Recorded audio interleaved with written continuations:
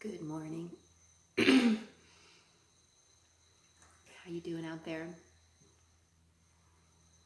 Another day in our time of a lot of us on stay at home more mode or other versions of forms of quarantine, right? And dealing with all the news and knowing how hard things are in other parts of the world, right? And that's part of why we're trying to do things like we are here, it seems, over in the United States in some parts. But yeah, I was really having this awareness yesterday, which I posted one thing, just in this awareness about how much at this point, yes, it is about physically staying well, for sure, right? Which is what we're all interested in, and helping more of us physically stay well and even live through this. But it really became clear to me how much it's about mentally, how we're going to be handling this, how we're going to be handling ourselves, how we are doing that, and that's going to become so important at this time, both in staying well physically and also in finding ways to move through this that can feel better and work better and even get us more towards solution, right? And working with what seems to be true. So this idea that the mental state that we're in is becoming more and more important, and the ways that we can handle our mental state and our mental strength and our psychology is starting to become more important than ever.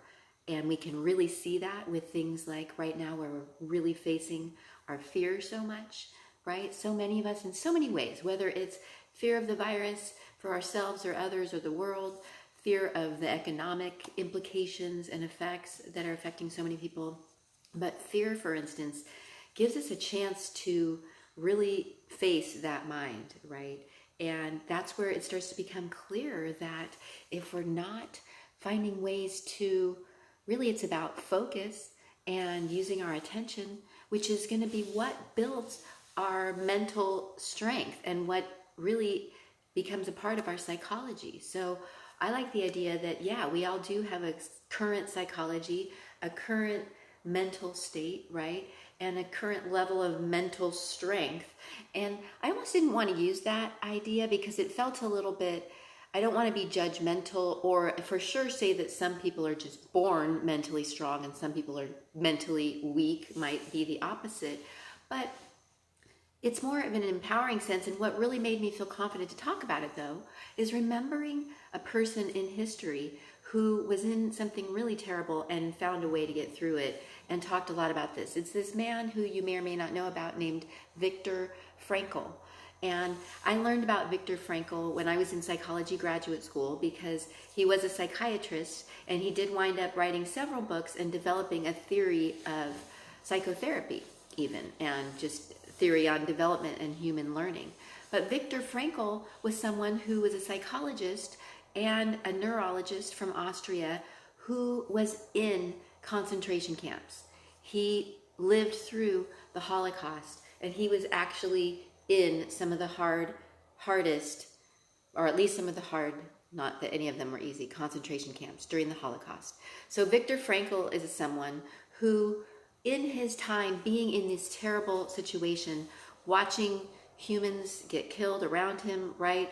All of the people not getting enough food, so many terrible conditions, such terrible treatment by the authorities to the people around him, right? He was in this situation where he's trying to make sense of this in this Holocaust time in a concentration camp, this man, Viktor Frankl. And somehow, some way, he still found it his thing to be the psychiatrist in the scene and really just studying human behavior and learning about what was working and who was surviving and what was helping the people who were surviving and what were the choices and what seemed to happen in humans when they're faced with such hardship. And so he wound up putting together this book and even towards a theory of psychology that was called Man's Search for Meaning. And really his premise, his main foundational thought and realization is that the one thing that we always have a choice in is our attitude. And it's one of those things nowadays that we're almost sick of hearing it about our attitudes, right? Parents say it to their kids, like, check your attitude. We all think we know, we want to keep an eye on our attitude. But Viktor Frankl, within the middle of the Holocaust, within the middle of the concentration camp, and that's what he saw helped people survive most, was their attitude. And really, that translates into our mindset, right? And our focus and our psychology is something we can still choose. And even though it may not feel that way right now, we might feel really triggered, really weakened and scared, and just, even if we've in the past felt strong in our mindset, really struggling to find that perhaps. But I'm seeing that more than ever, it's important. And then the bonus is we can always help that mind and how we're feeling in our psychology, because it is so much about our current focus and our current use of our attention and our current use of our awareness, meaning here and now in this moment. We can be being more aware with non-judgment, but yes, with discernment, being more aware of what's true for us and being more aware of how we are using that mind, looking at what sorts of thoughts we are having, what we are thinking about, whether it's the past or the future, and what types of thoughts we're having. And we can also notice how it feels in the body, right? Because the body always has corresponding feelings that go with how we're using that mind, how we're using that psychology, and basically, yes, what attitude we're in. So even if we felt like we've slipped and we're feeling really deep in our despair, and we just have no idea how to get a hold of our mindset or our psychology, or yes, our attitude, like Viktor Frankl talked about, but we still can. And it is about here and now, paying attention to how we're feeling, responding to that with love. If we are super stressed out, if we are just worrying and having the worst thoughts and feeling terrible and having a really hard time just getting through our days, it can be really important to take a look at our focus, right? What are we focusing on each day? What are we doing with our moments? And how is that part of how we're feeling and how we're focusing and how that mindset's going and how that psychology's going? So that's part of how we have a choice here, is we have that choice in our attitude, like Viktor Frankl reminded us, whether we're going through this or like people he was with during the Holocaust. We still always have that choice of our attitude, and it turns out that is so important. Not only because it might help us be more likely to feel better through this and just to have better days, right?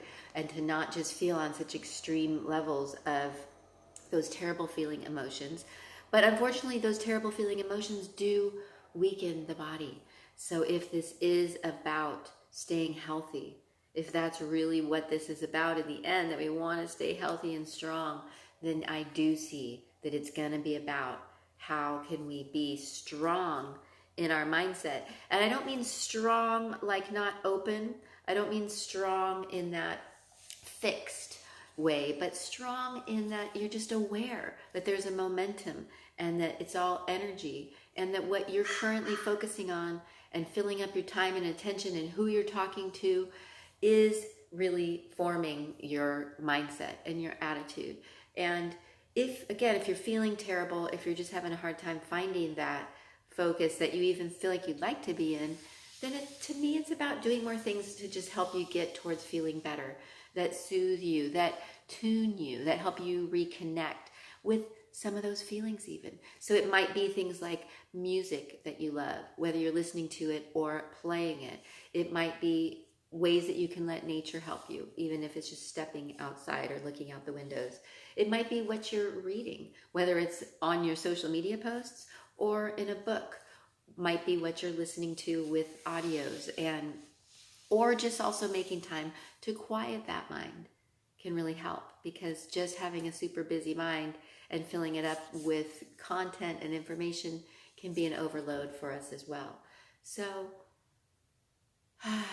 here's to doing what we can to take care of our mindset and our psychology right now, and knowing that that is maybe our best bet, the most important thing that we can do right now.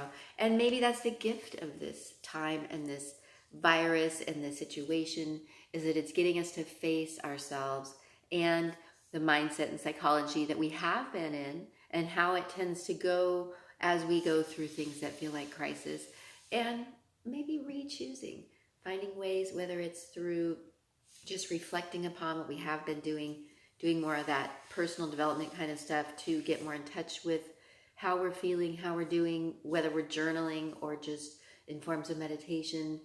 Maybe also, yes, filling up on some ways from teachers or traditions that work for you. And if you like to be spiritual, then yes, for sure, letting your spirituality help you right now, diving into that more, right? Because that is a part of our psychology, and part of our mindset is that spirituality. If it is part of your life, you might as well build it into your focus more. So that's where these practices can be about, helping you reconnect more with that, with your sense of spirituality, your feelings of that, help you tune your focus, help you tune and use your attention more by choice. And yeah, knowing that that's all going to translate into you being able to even choose your attitude through this, and that it could really be our greatest power. And wherever we're at in this, however hard our experience is, and so many levels of experience that are so much harder than what I'm in, even, I'm sure, absolutely. But here's to the power that we do always have, that internal power to choose and hone and be a creator even of our mindset, our focus, our psychology, because that's going to be our biggest strength through this. And like I was going to say, like when I first posted that, one of my friends, fellow yoga teacher Jonathan, said, well, isn't that always been true in life, that being strong in your mindset and your psychology is going to be so important, is going to help you prevail through everything and anything? So yeah, maybe that is the thing that everybody's been saying. And yeah, even as though I had the moment of, is that a privileged conversation? Does everybody really have the privilege to choose their mindset and their focus and their psychology? But then again, I remembered Viktor Frankl from the Holocaust, who wound up through his time developing a theory of psychology and writing books, but also noticing, and his biggest message was, we always can choose our attitude, which to me is the same as mindset and psychology, right? It really is our attitude. So hope that helps, and I'm going to be doing what I can to keep focusing in ways that help me be stronger and stronger in my mindset and in my psychology, so that I can prevail and stay strong and healthy. And I hope you'll do the same. So I love you so much. Have a good day out there. Namaste.